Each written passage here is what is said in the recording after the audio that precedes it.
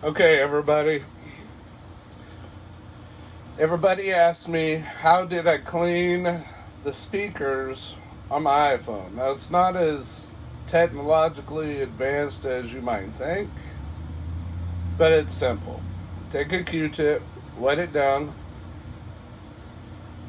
and the speaker ports. Just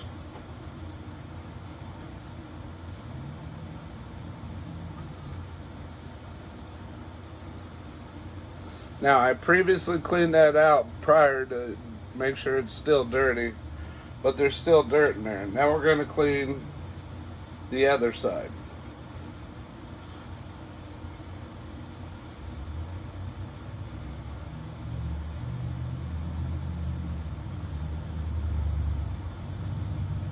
That's the one side.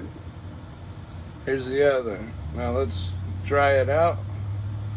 Got my drool in there. This is the clean side.